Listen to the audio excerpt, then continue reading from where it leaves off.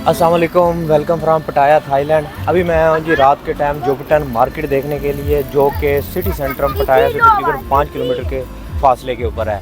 अच्छा, मेरी रिकमेंडेशन ये है कि अगर आप फैमिली के साथ आ रहे हैं तो आप इस एरिया में आकर रहें, क्योंकि यहाँ जो है इतना ज़्यादा रश भी नहीं है। और मैंने यहाँ देखी है कि बहुत ज़्यादा फैमिलीज़ जो होती है उनके बच्चे और वो जो है इधर बीच के ऊपर ये फुटपाथ सा बना हुआ है, यहाँ बच्चे साइकिलिंग कर रहे हैं और फैमिलीज़ वगैरह जो होती हैं ऐसे बीच के ऊपर बैठी हुई हैं। जहाँ मैं रुका हुआ सिटी सेंटर के अंदर वहाँ काफ़ी ज़्यादा रश होता है। जोगिटन मार्केट के अंदर यहाँ का थाई फूड और इस तरह अरेबिक और हलाल फूड भी मिलता है। और इसके अलावा भी अगर आपने कोई स्वीनियर्स वगैरह लेने हो तो आप यहाँ से ले सकते हैं, या आपको यहाँ से अच्छी प्राइस के अंदर मिल सकते हैं एज़ कम्पेयर टू अगर आप उनको सिटी सेंटर के अंदर बाई करें। ये देखें, ये है वो मार्केट जिसकी मैं बात कर रहा हूँ। और अगर आप इधर देखें, बच्चे देखें, ये सारे बच्चे प्ले कर रहे हैं और उस तरफ बच्चों का प्लेइंग एरिया भी बनाया हुआ है।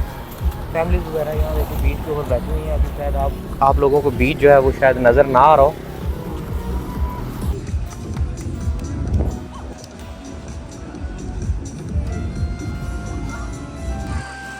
ये बच्चों का प्लेइंग एरिया जिसकी मैं बात कर रहा था। काफ़ी अच्छा मौसम है यार, बीच के ऊपर हवा चल रही है। सिटी के अंदर तो थोड़ी गर्मी थी, बट यहाँ मौसम बहुत अच्छा है। जैसे मैं पहले आपको बता रहा था कि यहाँ आपको डोनर कबाब वगैरह भी मिल जाते हैं जो कि हलाल है। ये देखें, ये लिखा भी हुआ है कि मुस्लिम लेडी है जो बना रही है। ये देखें, ये तर्किश कबाब का डोनर लगा हुआ है, कबाब बन रहे हैं। अच्छा, मैंने देखा कि थाई लोग जो है ना ये मुर्गी के पंजे बड़े खाते हैं। और ये इस तरफ आपको पाए होंगे वो भी बने बनाए जो से मिल रहे हैं। इस स्टॉल के ऊपर पाँव वाली चीज़ें ज़्यादा हैं। इस तरफ चिकन है कंप्लीट। मार्केट के अंदर आपको गारमेंट्स की भी काफ़ी दुकानें मिल जाएंगी। ज़्यादातर लेडीज़ का स्टफ़ है। बहुत ज़्यादा फूड तो ऐसा है जो हम यार खा नहीं सकते।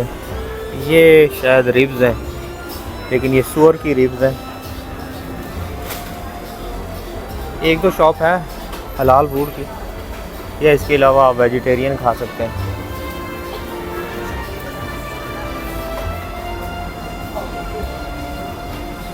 ये देखें, यहाँ भी एक हलाल फूड है।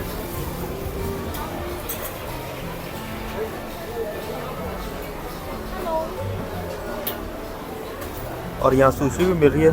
सुशी काफ़ी सस्ती है, लेकिन हम लोग सुशी यहाँ नहीं खाएंगे। हम अभी जापान जा रहे हैं तो फिर सुशी वहाँ खाएंगे। 40 बात के अंदर आपको सुशी मिल जाती है। फिक्स प्राइस है, कोई भी गिलास चूज़ करें 30 बात के अंदर। हम लोगों ने ये चूज़ किया है। इसके अंदर पाइनएप्पल है, मैंगो है और मिंट है, और ये आई डोंट नो कौन सा फ्रूट है, ये उसका जूस है। तो ये हमें शेक करके देगा। 30 बात का हमें मिला है। लोग जो हैं इसी तरह चूज़ कर रहे हैं अपना अपना गिलास। और वो पीछे जो सा है आंटी जी जो सा है, ये देखिए, ये शेक बना के उनको दे रही है।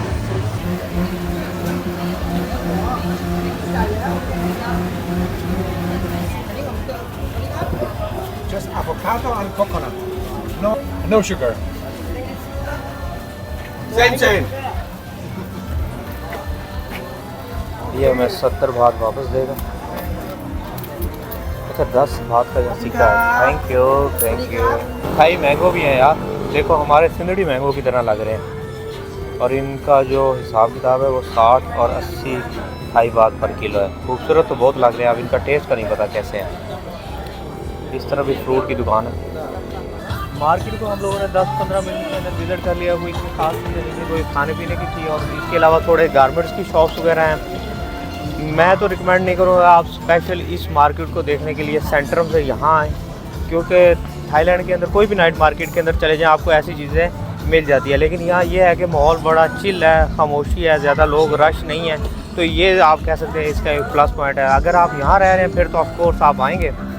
अदरवाइज़ आप अगर कहीं थोड़ा दूर साउथ में या नॉर्थ या सेंटर के अंदर रह रहे हैं तो फिर आपको यहाँ आने की ज़रूरत नहीं है। अभी हम यहाँ डाले चलते हैं, जैसे पाकिस्तान इंडिया में डाले नहीं चलते, एक शेयर टैक्सी आप कह लें। हम लोग उस डाले के ऊपर बैठ के जनाब साहब वापस सेंटर की तरफ आप चलते हैं। मैं आपको दिखाता हूँ कैसे डाले चलते हैं। ये देखें, ये जो डाला आ रहा है ना, ये देखते हैं। टैक्सी भी है, बाइक के ऊपर भी जा सकते हैं। लेकिन ये डालों की मैं बात कर रहा था। ये मेरे पास 10 बात लेते हैं। मैं अभी तक इस पर बैठा नहीं हूँ, तो इस पर बैठते हैं। हमने आई थिंक इस तरफ को जाना है। यार डाला वगैरह तो यहाँ से कोई नहीं मिल रहा। लेकिन हमने अब ग्रैब बुक कर दी है। ग्रैब अभी आने वाली होगी। 50 बात लगे हैं यहाँ से जाने के लिए।